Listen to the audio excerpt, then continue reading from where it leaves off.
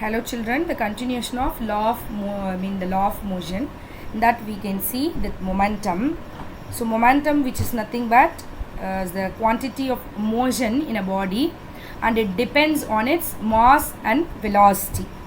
So how can we define it? The product of its mass and velocity. So the momentum, which is equal to mass into velocity. So we can say P vector denoted by the letter P vector, which is equal to m into V vector. The momentum is directly proportional to the mass. That we can see through some examples, right? If a cricket ball and a tennis ball which moves with the same velocity, the momentum of cricket ball is more because of its mass is larger than the tennis ball. The momentum, which is directly proportional to its velocity. See, if two cricket balls move with different velocities, then the momentum of the ball which greater velocity which possesses more momentum.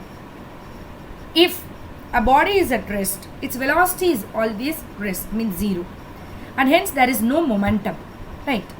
So, but every moving body that possesses momentum. Momentum is a vector quantity, and the SI unit of momentum is kilogram meter per second. As we know, the CGS unit, that is gram centimeter per second, right? Some importance of momentum for considering the effect of force on motion we can see through some examples. Suppose a light vehicle, like we can say car, and a heavy vehicle, that is a truck, are parked on the horizontal road. A greater force is required to push the truck than the car, right? Obviously because of the mass. The same speed is same time. Similarly, a greater opposing force is also required to stop the truck than the car, right? If they are moving with the same speed. And also some other examples, like a bullet that is fired by a gun can easily pierce human tissue before it stops, that is resulting a casualty. The same bullet with moderate speed, that means what? It will not cause much damage.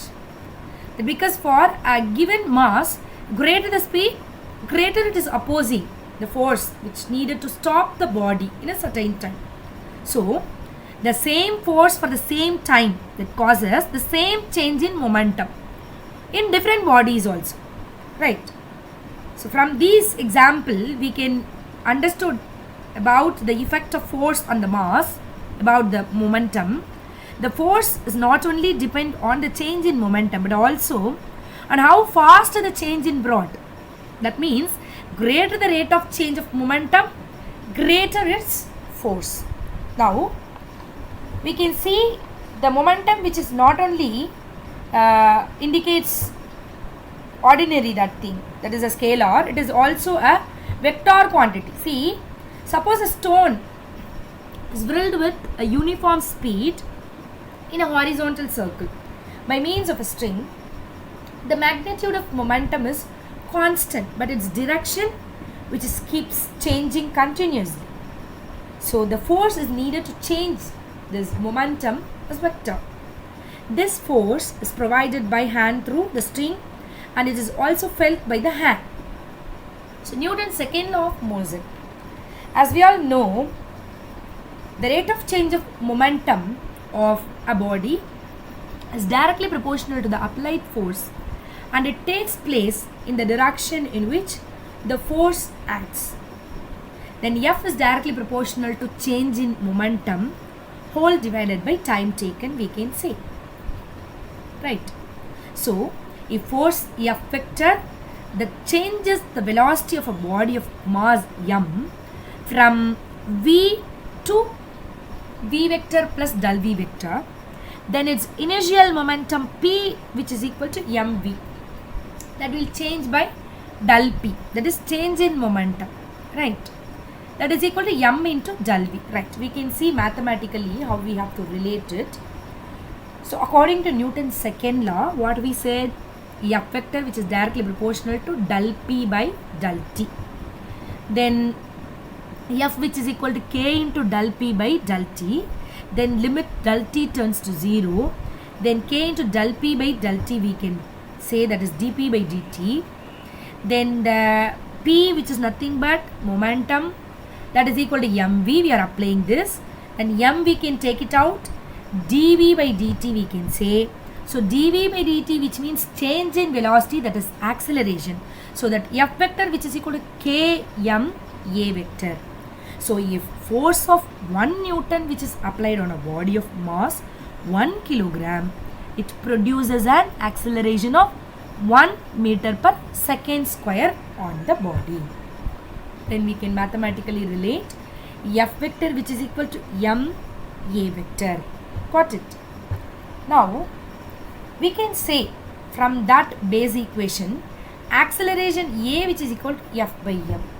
Then what is acceleration? It produces in a body which is directly proportional to the force acting on it and inversely proportional to the mass of the body.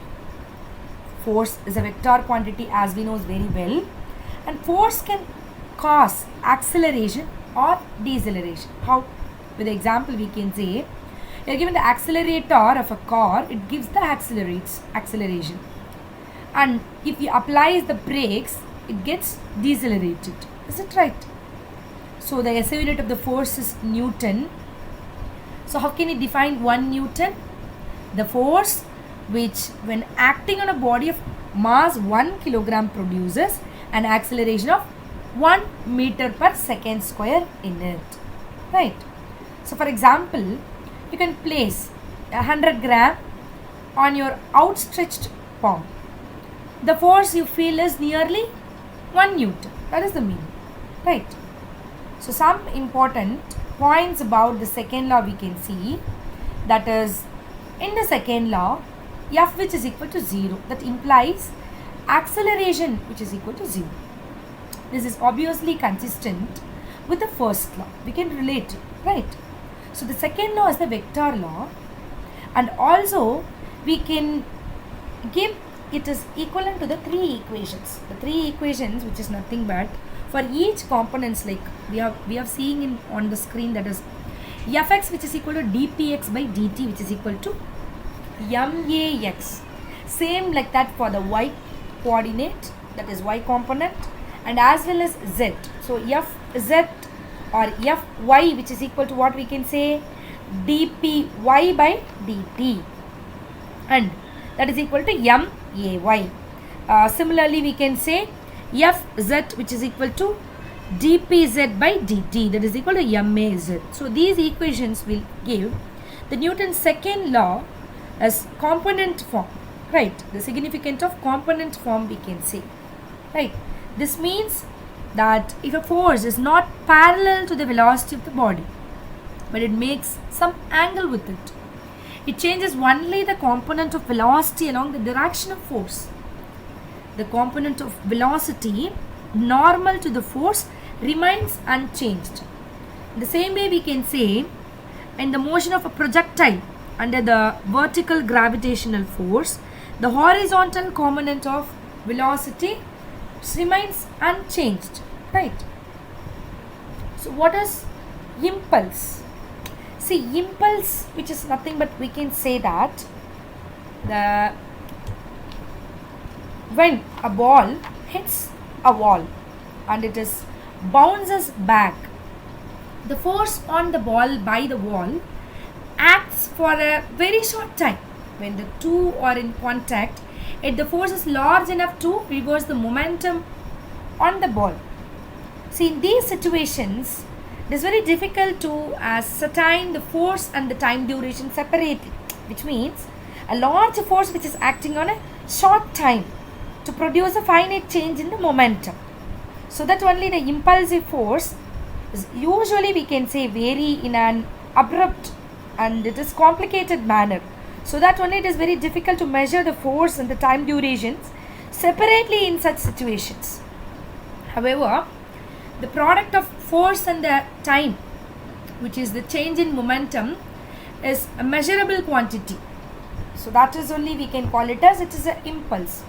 So impulse which is equal to what? Force into time duration, or we can say the total change in momentum.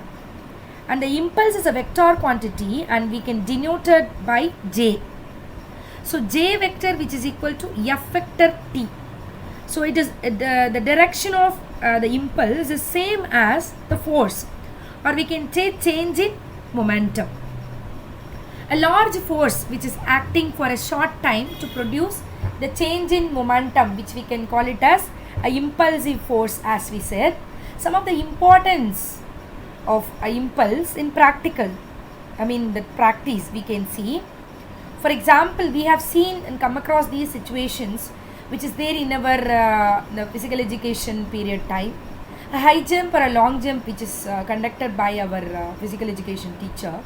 It's provided with the help of a cushion or some heap of sand on the ground only they provided. Why? Because of the cushion or the sand helps to increase the time which the momentum comes to zero. So it decreases the time of a rate of change of a momentum and hence the force. So the athlete, the person, those who are going for the high jump or the long jump, not get any injury, right? And same like the packing materials like thermocol, bubbled plastic sheets and all we are using for packing the glassware, the chinaware, like electronic devices and all. Why? Because the material which helps to increase the time of which the momentum comes to zero when suppose it is jolting or jerking takes place and the time of travel, just carrying from one place to another. So this helps to decrease the rate of change of momentum and hence the force. So the articles do not get broken. And also we know that the cricket ball, the cricketer which stopping the cricket ball, the momentum has to be reduces to zero. In the player he moves his hand back. That means what? The time is increasing. The time lapse he increases so that the rate of change of momentum decreases. So the force exerted by the ball on hands decreases so that the player do not get any injury or a hurt. So what is Newton's third law of motion? As we all know very well about this law, to every action there is always an equal and opposite reaction. See, this means what? Every interaction there is a pair of forces acting on the two interacting objects. The size of the forces on the first object is equals the size of the force on the second object. That means the magnitude is same. The direction of the force of the first object is opposite to the direction of the force on the second object.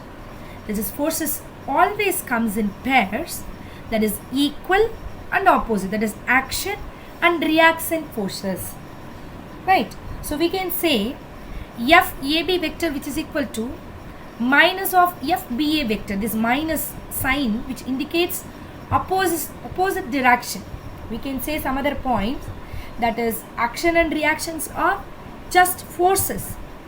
Action always occurs in pairs, that means the forces always occur in pairs. Action and reaction do not act on the same body, right? See, action and reaction act on different bodies but simultaneously. There is no cause effect relation, as it is misconception. See, though action and reaction forces are equal in magnitude as we said, but they do not produce equal acceleration in the two bodies. That means it is different masses on which they act. See, for example, we can say we are walking on the road. To walk on the ground, we push the ground backward with our foot. As a reaction, what will happen? The ground which pushes our foot forward with the same force. See, it is this because a forward reaction force on the ground that enables us to walk forward.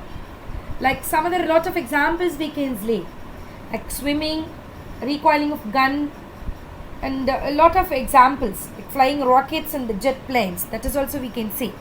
And we can see one more example, like for third law of motion. You are seeing that the two spring balance is connected together. See, the spring balance A is attached to another B. You can take it like the two hands, which is when a force is applied by pulling the two spring balance, equal and opposite force which is applied. That means the force exerted by one spring balance on another is equal in magnitude but opposite in direction to force exerted by the spring balance. A on B, we can say A on B is, suppose action means B on B on A, we can call it as reaction. Got it? So this we can say the forces of action and reaction, that is all acting. Got it, children? Thank you, students.